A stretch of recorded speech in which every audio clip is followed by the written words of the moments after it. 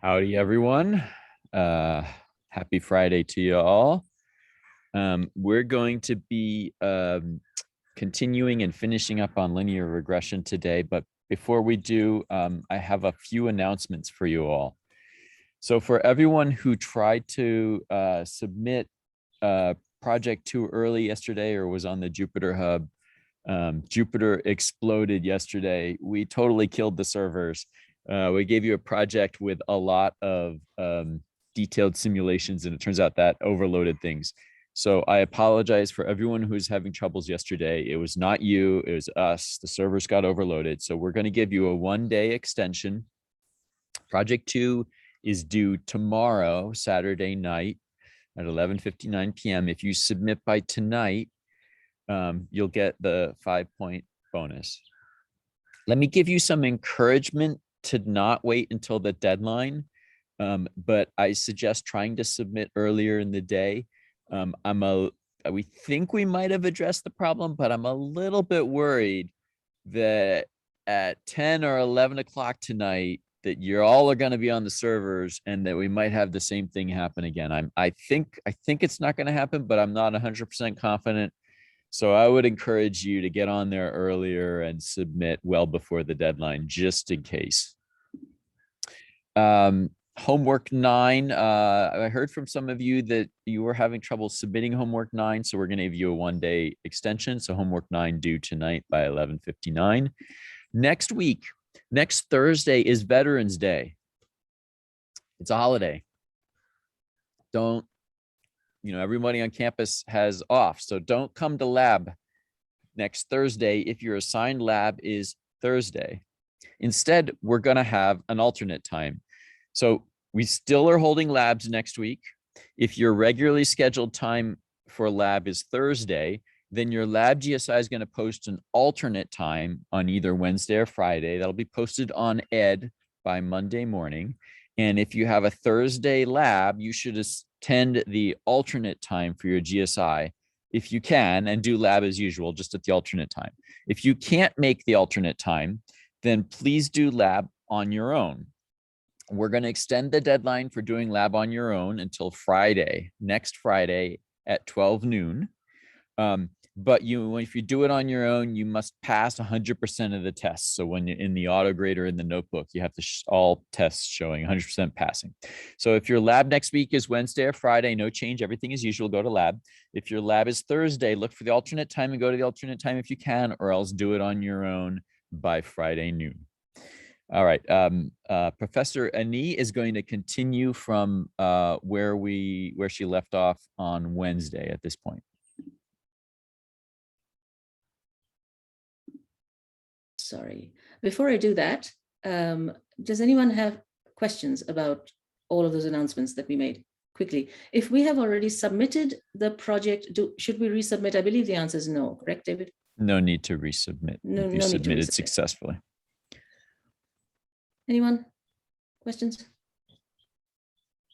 No? All right then.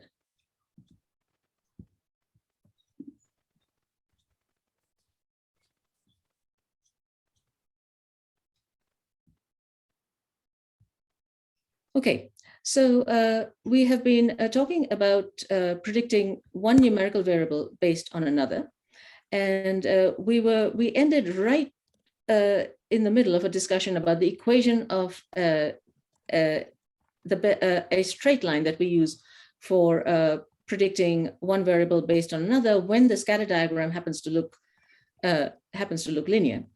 Today we'll start with a closer look at that line, and then Professor Wagner will take over, and you will see a very specific sense in which that is the best thing that we can do. So let me remind you of the main picture that describes what we call linear regression. So here you have an oval-shaped scatter diagram, and the gold dots, which are pretty much hidden behind some lines, the gold dots are what we have been drawing for a long time. Our goal is to predict y based on x, and we have been taking the each point X, looking at some close points and using the average Y values of those close points as the prediction, which is the goal dots. And those goal dots follow a line, and our goal is to find out which line that is. So once we're starting to establish which line, then we need some frame of reference, we need a scale. And so for reasons we discussed last time, it's just fine to work with the values, the variables in standard units, because it's not so much the numbers along here that matter, but it's the shapes. So we have X in standard units and we have Y in standard units. And as you know, the correlation is based on standard units. The correlation is the average of the products of the standard units. For this particular picture, correlation happened to be 0.7, but you can draw the same picture with any other correlation as well. So the blue line is the line we are going to use for prediction. And the goal for the next little while is to identify what is that blue line. And so the blue line has one interesting thing to note before we get to slope, is that all three of these, the yellow dots, the red line, and the blue line, all intersect right here. And what is that point? That point is what you would call the origin 0, 0, right? So in standard units, 0, 0 means what in the original units?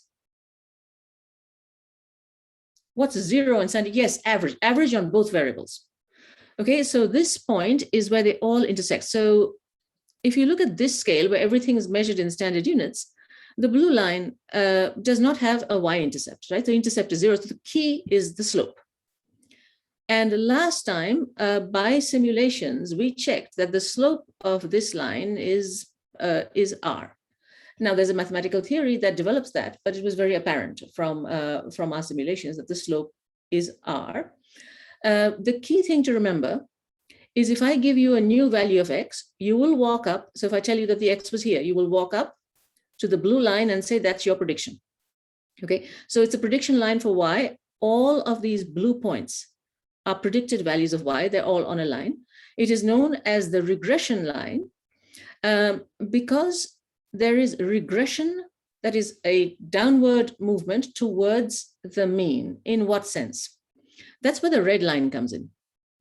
The red line is the ordinary x equals y line, which in this case, because we are measuring in standard units, is a line where if you have a point on the line, then the x standard units for that point is the same as the y standard units for that point. So this point, x was 3 SDs above average, and so was y.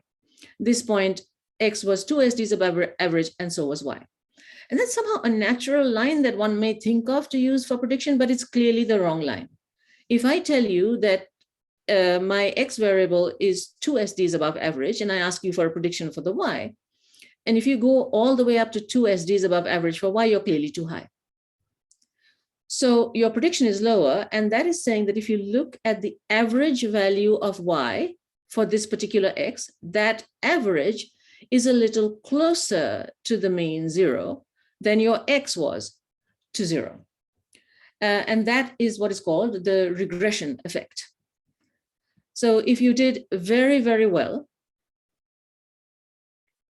if you did very, very well on the midterm, then you expect to do well on the final, but maybe not as extremely well as you had done on the midterm exam. All right, so let me pause for a second, and then we will we'll look at the equation. Questions here, anybody?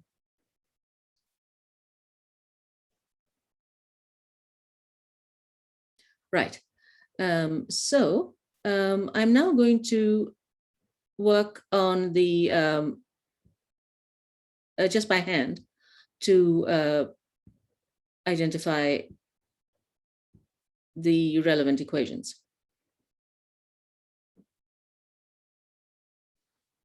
All right, so here we have a wonky picture. And the reason I love drawing wonky pictures is that's what we just draw naturally, right? So please, please embrace wonky pictures.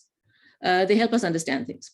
So here we have an oval-shaped scatter diagram, and that blue line is our line of predictions. And I'm just going to write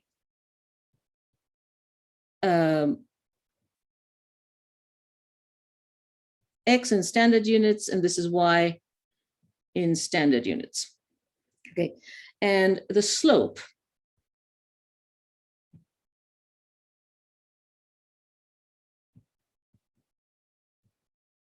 is R. This is our prediction line. And this point is 0, 0. And now we're going to try and understand the slope in the way you understood slope when you were doing, when you were learning to draw lines in a math class in high school or middle school. You go across 1 unit and then you go up and you find a point, and isn't the slope equal to the rise over the run? Anybody remember this?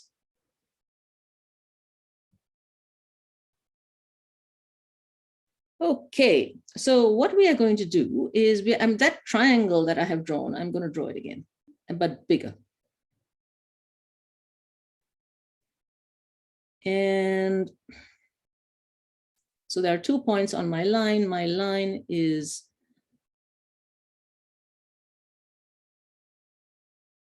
the prediction line. This in standard units is 0, 0, and pretend, okay.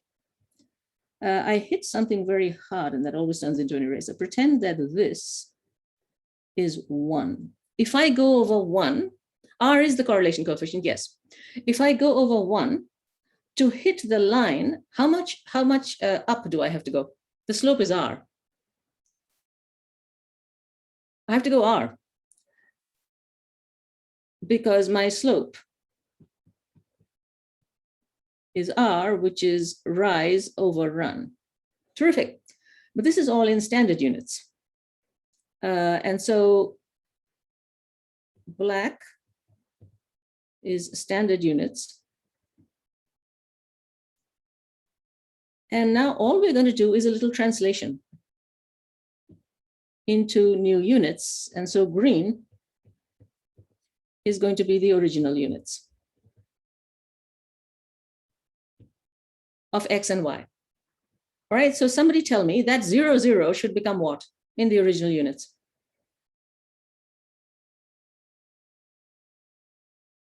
You told me a little while ago.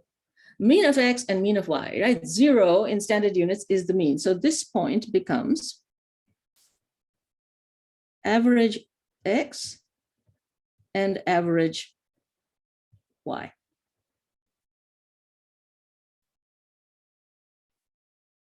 This point. Wonderful. And now I'm going to look at that distance of 1. That is 1 standard unit for X, right? So this point is 1 SD above average for X. Yeah, we haven't done the slope yet. We're working on the slope. So if you go 1 standard unit of X, that is 1 standard deviation of X.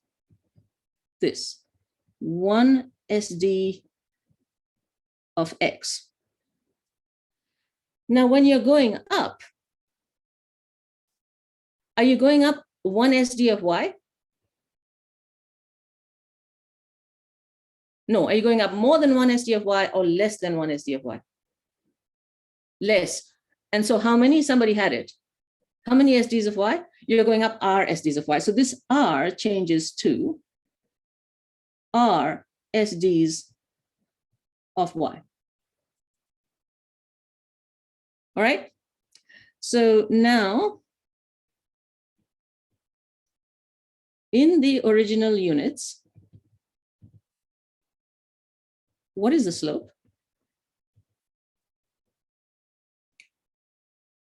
Green rise over green run. What'd you get?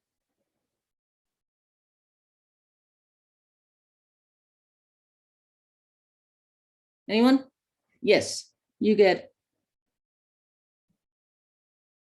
R SD of Y over SD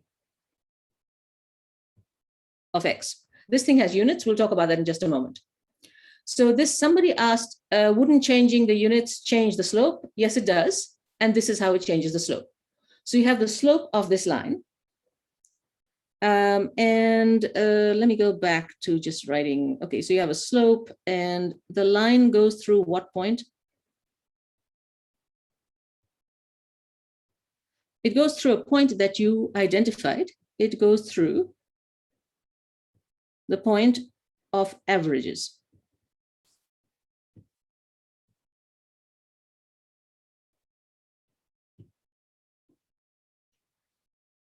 So let me bring that screen back and just have you check that what we've written on that screen is exactly what you see in that diagram there.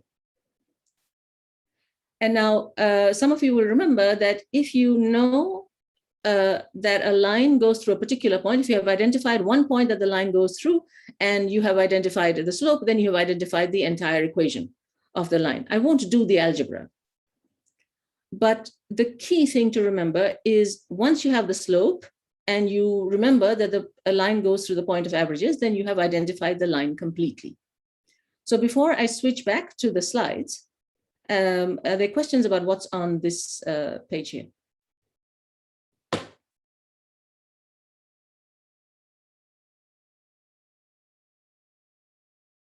Okay, so let's go back to the slides and we'll do two calculations. Let me share the right screen here.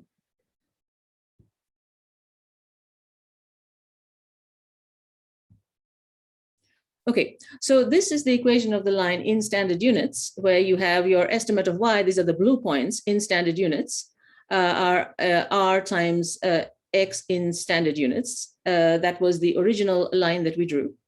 And we can use that already to make predictions. Okay, so you have a course and it takes a midterm and a final. And if we draw the scatter diagram, it turns out to be nicely oval. And so we calculate a few summary statistics. The midterm average was 70, the standard deviation was 10, the final was a killer. All right, the final average was 50 and the standard deviation was 12. And we calculate a correlation and that's 0.75. And now here's a student who got 90 on the midterm. Can we quickly, just using these summary statistics, estimate their final exam score just by what we know? Now, there's two ways to go about this. One is to find the equation of the regression line or the prediction line and plug in, but there's another more sort of concrete way of going about it. This person's above average, number one, the person's above average on the midterm. So is your prediction for the final exam going to be at average, above average, or below average? It's going to be above average. Why? Because correlation is positive, right? We haven't done any regression yet. Okay, so now we get to how far above average, and now you start needing to look. And as somebody has noticed, the midterm score was 2 SDs above average, right? And therefore, X in standard units is 2. And so let's actually do the calculation. So X, what's X, by the way? Midterm or final? Midterm, the thing you are given. Okay, X in standard units is, and you all did this in your head, but I'm just going to write it out. 90 points minus 70 points, that's 20 points, relative to 10 points, that's 2. Okay, so predicted, so I'm going to ask you an interim question. What's your predicted final score, but in standard units? What do I do to this? How did you get that? 1.5 is correct. How did you get that? This is where you use the equation. All right, your estimate in standard units is R times the given value in standard units. So the 0.75 times 2. Okay, you're done. This is your prediction. It just happens to be in the wrong units. And so to get your predicted final score, you have to remember what standard units mean. 1.5 SDs are what? It's a predicted final score. So 1.5 SDs of the final score above average. And your prediction is 68. Terrific. The next question was, what if the person got 60 on the midterm? Is your prediction going to be at average, below average, or above average? If they got 60 on the midterm, it's going to be below because they were below average. Okay, how far below average are they? What's their standard unit score? Is it 1? It's -1. It's really important to keep track of the -1. Terrific. So we're just going to do this in one go. Their standard unit score is -1. What is our prediction in standard units? It is the correlation times that. Okay. And what's the prediction in the original units? It's these many SDs of Y plus the average of Y. It's these many SDs of Y above average, and it's going to, because we have a negative sign there, you're going to get something negative. All clear? How you can do estimates?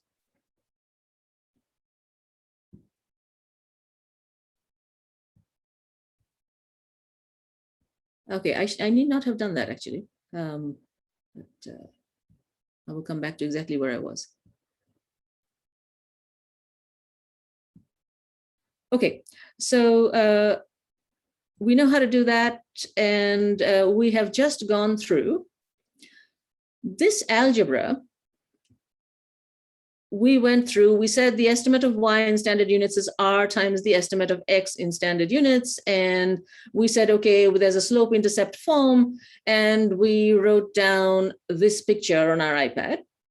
And this gives us the slope, which we said was R times the SD of Y divided by the SD of X. And if you crank out the algebra, which you absolutely don't have to, then the intercept comes out to be like this: the average of Y minus the slope times the average of X.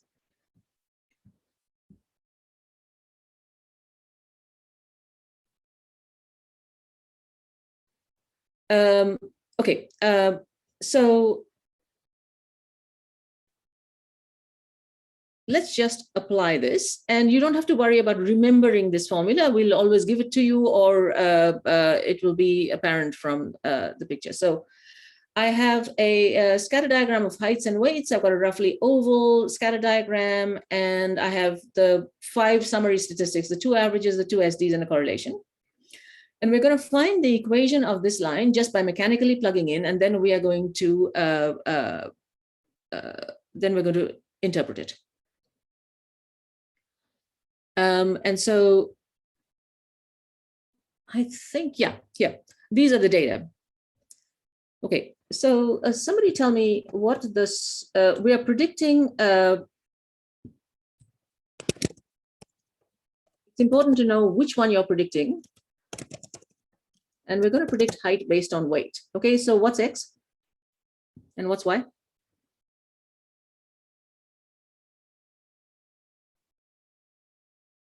X is weight, great. So what is the slope? Just look through in your look through in your slides. R SD of Y times SD of X. So I'm going to get a 0.6 times a what divided by what? What's the SD of Y? Great. So I'm going to get 3 divided by 20, and that's just some dumb number, which I should take a look at. And that's 0.09. We'll understand this number in just a moment. And so now the intercept is average of Y, which is 68, minus the slope times the average of X, which is 150. And once again, I should look at this thing. And that's 54.5. Okay, so these are some dumb numbers. And so the equation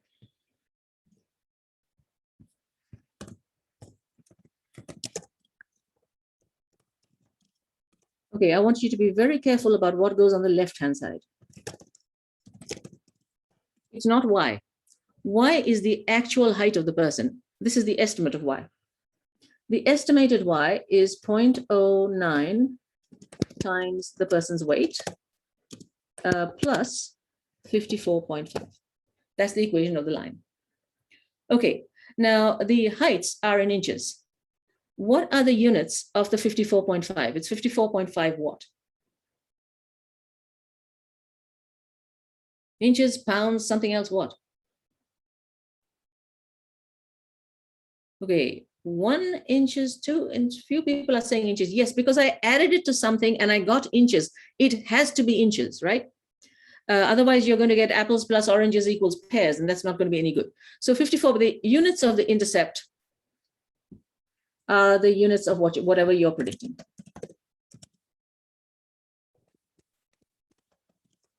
Great.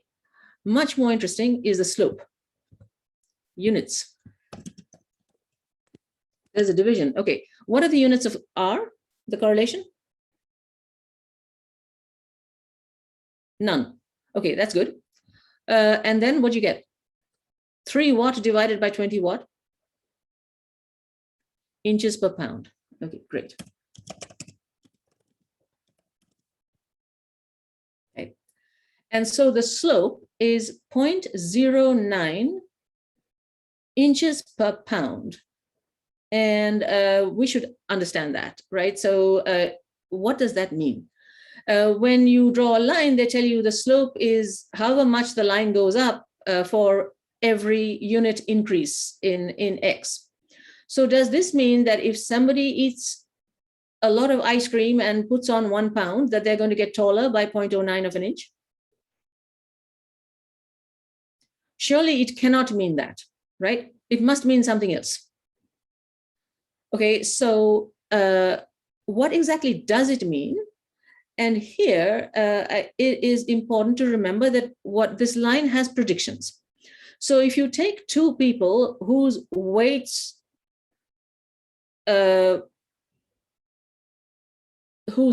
differ by 1 pound, right? So there's one person whose weight is 160 pounds and another person whose weight is 161 pounds.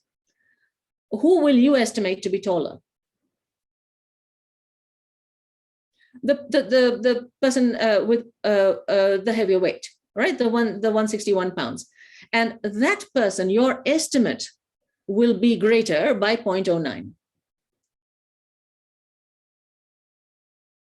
So for every pound increase in weight, your estimated height goes up by 0.09 of an inch. And here it is very important to remember that you are not watching the same person as they gain weight or they lose weight, right? So your data are a snapshot in time. So you're comparing 2 different people, one of whom weighs 1 pound more than the other.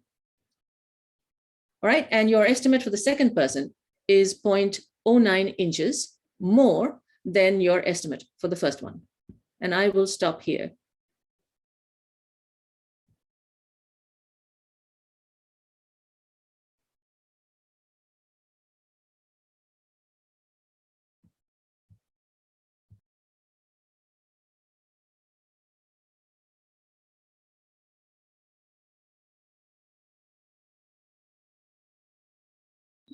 It would help if I unmuted though. Sorry about that. All right, I'm going to pick up where we left off, and let's try applying what we just learned and putting it into code. So we're going to write some code to implement these formulas we just learned, and then we're going to apply them to some data sets and see what we can get from that.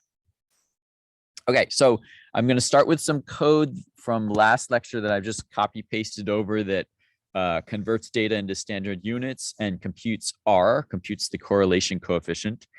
And what I'm going to do now is I'm going to write some code to compute the slope and the intercept to help us find this regression line, this best fit line.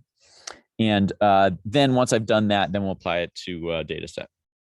So let me first write some code to compute the slope of the regression line. And here I'm going to write a general function that you could use for any data set. So T is a table of data.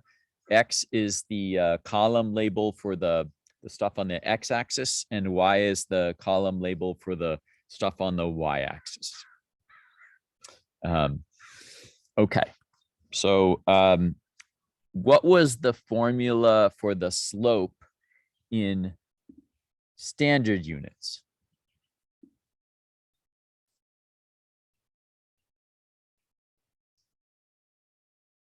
R, yeah.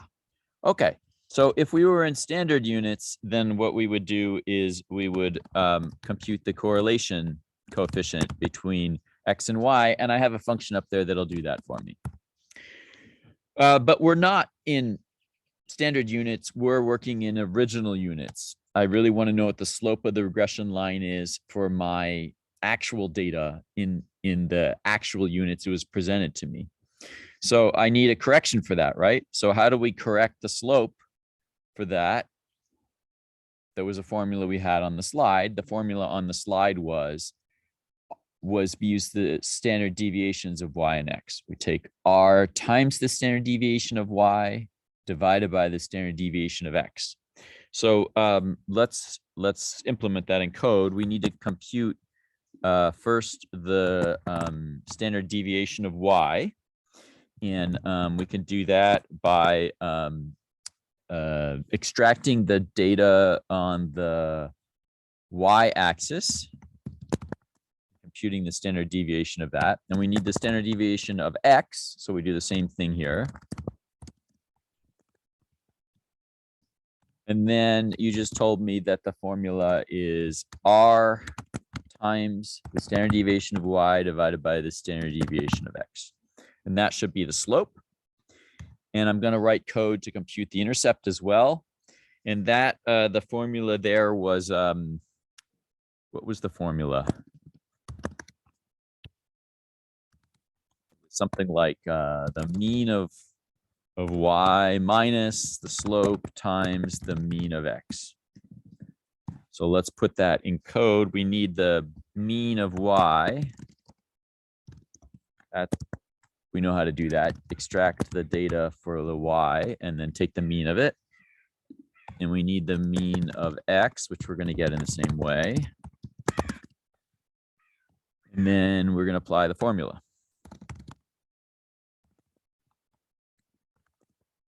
How do I get the slope? I call this function that I just wrote.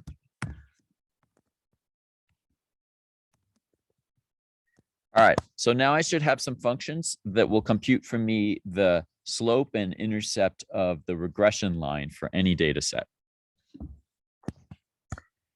So for instance, if I generate some synthetic data that's constructed to have a correlation coefficient of 0.5, and then I compute the estimated slope and slope of that data, I get something very close to 0.5. Not exactly, because I generated some random data and there was some randomness in there that jittered the points around a little bit.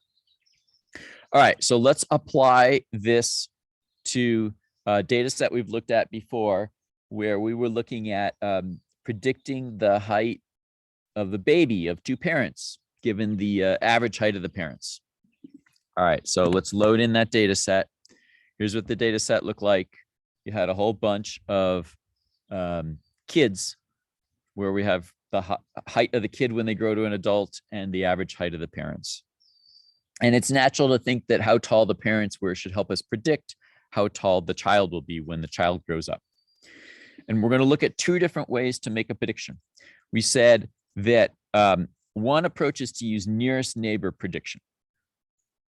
Okay, so let's write some code for nearest neighbor prediction.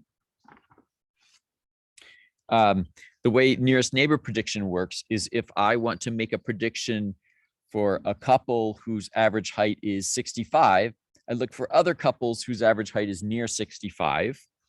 I look at the heights of their kids, and I take the mean of the heights of their kids. So the neighbors are going to be other parents who are similar to this one. So that's going to be let's decide that's other parents whose average height is within h plus or minus 0.5. Those are all of the similar parents. And then we are going to get the heights of their kids.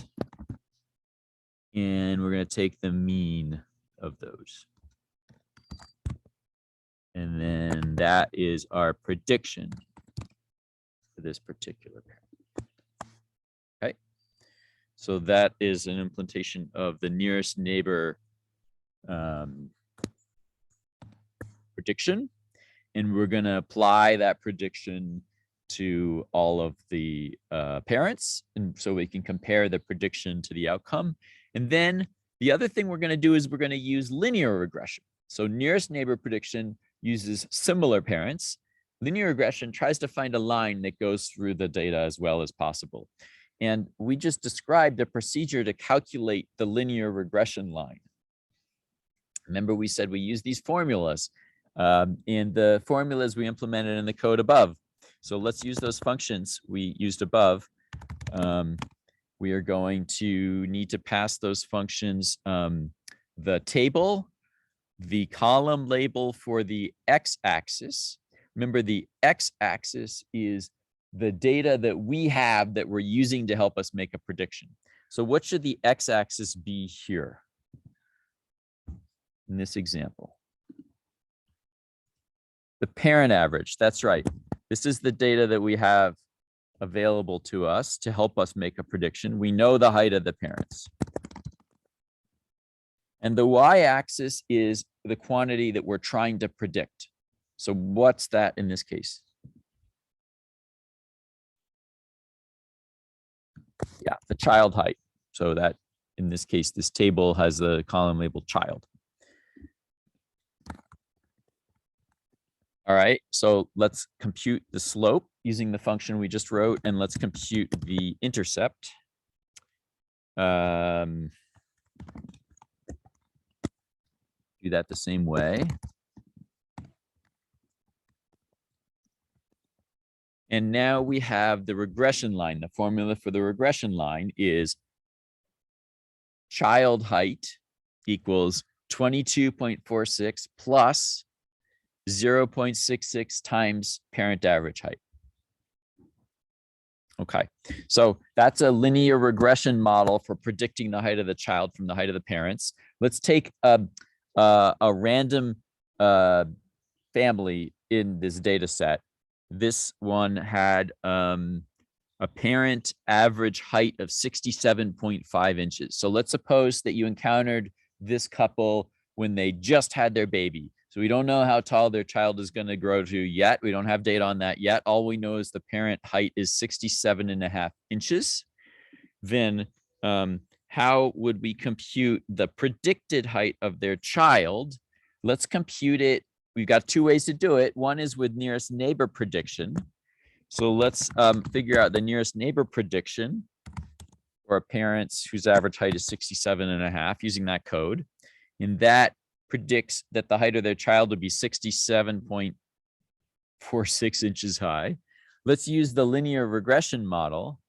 The linear regression model says that the height of the child will be the intercept plus the predicted slope times the height of the parents. And that predicts 67 inches for the child. So both of these predictions are very close to each other. Two different ways to get a prediction. So let's visualize what these predictions are for this data set. I'm going to put some code here that will, for every family, compute what we would have predicted the child height to be with nearest neighbor regression and what we would have predicted it to be with linear regression. And then we can draw a visualization of that. Each data point is a family. The yellow line is this nearest neighbor prediction, and the blue line is the prediction that you get with linear regression. So let's zoom in a little and see if you can see this. These are pretty similar, right? The two are giving pretty similar predictions. Where would you expect the predictions to be most different?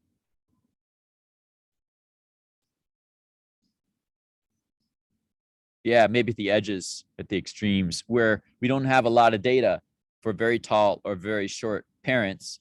And so nearest neighbor prediction might be flaky. Okay, so this shows us a model for how parent heights could be used to predict the height of children. Let me just take a pause here. Any questions about this?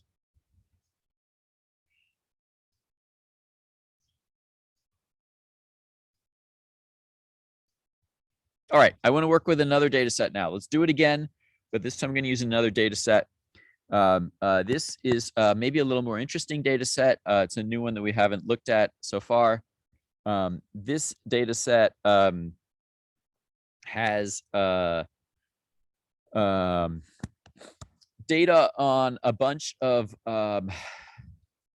congressional districts, I think, regions of the country, where for each one we have here the median income of people in that district. This is from 2016. It was the vote percentage for the candidates, and also shows the fraction of people who graduated from college. You can imagine how those might be relevant for predicting how people vote, but we're going to ignore the voting.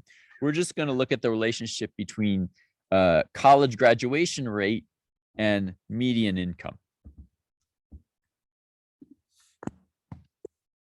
So we're going to look at a table here where we just keep the information about median income and the college graduation percentage, the percentage of people who went to college and graduated.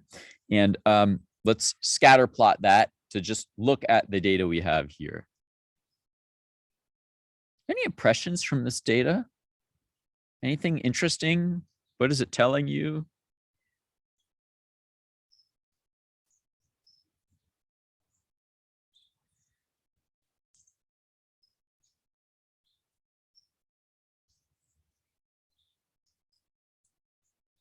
Looks like a correlation.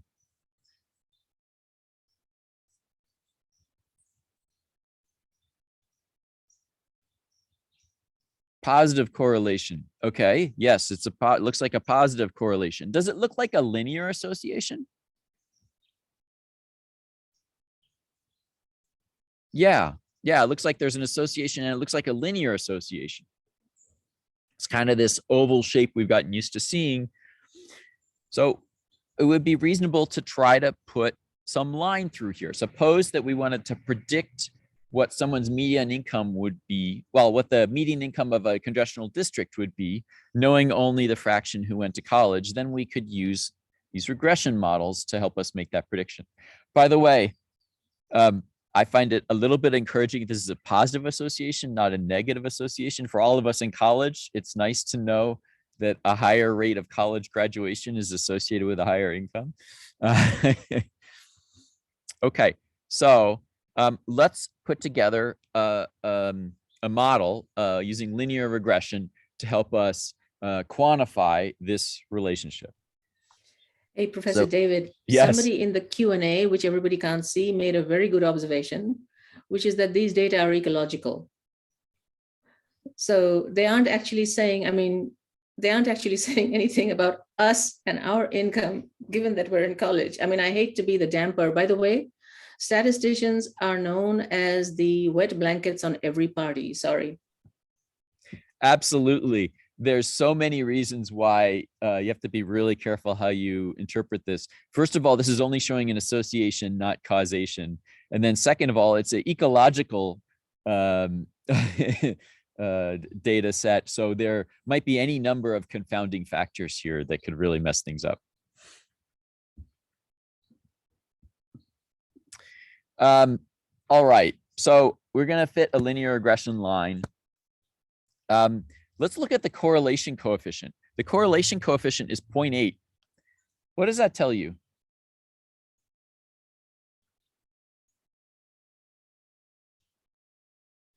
One way to understand what that's telling you is how strong the correlation is.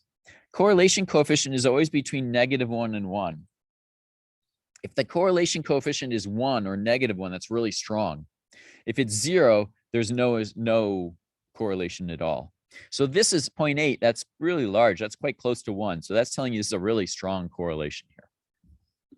So we might be able to make pretty good predictions of the district median income based on the college percentage. So we can use the code that we wrote to come up with a regression line. And here is the regression line in formula form. The regression line is that the predicted median income for a congressional district is $20,000 plus 1270 times the fraction who went to college. Okay. So let's visualize this and see what you can see here. Here is the linear regression line for this data set. So of course, this regression line useful for making predictions. When we make a prediction, the prediction we make is never perfect, right? Predictions are our best guess at what things will turn out to be, but it may turn out a little different from our prediction, or maybe even a lot different from our prediction. There will usually be errors in our prediction. It's unlikely we're going to get it exactly right on the nose. So it's useful to look at how large these errors are. So let's measure in this example how large the errors are. The error here is the actual minus the predicted. We could add the error to this data set, show what we would have predicted from this linear regression model and what the error is. And you can see here's a whole bunch of data points. Here our prediction was too high by $4,000. Down here, in this case, it was too high by $10,000. This one, it was too low by $18,000. So there's some error. In this picture up here, error represents the difference between a point and the prediction. So that's the vertical distance here. Now, if you have a linear regression model, a line that goes through the data, we might want to measure how good is that line? How well does it fit the data? In other words, how accurate is it for prediction? And it's tempting to measure how accurate it is for prediction by looking at these errors and taking the average error. But it turns out that doesn't work. What goes wrong if we take the average error? Some of these errors are positive, some are negative, and it turns out the positive and the negatives cancel, and you get an average error of 0. All right, so the average error is not a good measure. Here you can notice I didn't actually get 0, but I got something very close to 0. That's because of rounding off errors in Python. It doesn't compute it exactly right. All right, so what the mistake I made with averaging the errors is that if I'm 5,000 too high or 5,000 too low, those are both in some sense equally bad. But in one, the error is plus 5,000, the other it's negative 5,000. And I kind of want to treat those as both equally bad. So we have a natural way to do that is to take the absolute values of the errors. But for various reasons that I'm not going to try to explain, I'm not actually going to take the absolute value. What I'm going to do is I'm going to square the errors. Okay, if I square them, they all become positive. So I'm going to take the square of the errors, average all of those, and then take the square root. This might remind you a lot of how we compute the standard deviation. It's a very similar concept. And if we do that with this regression line, what you find is that the error is about 93.98. Does someone want to interpret that for me? What does that mean about the quality of the predictions that we would get with this linear regression line if we tried to predict a district's median income from its college graduation percentage? The fact that that number I got was 9,400, what does that mean?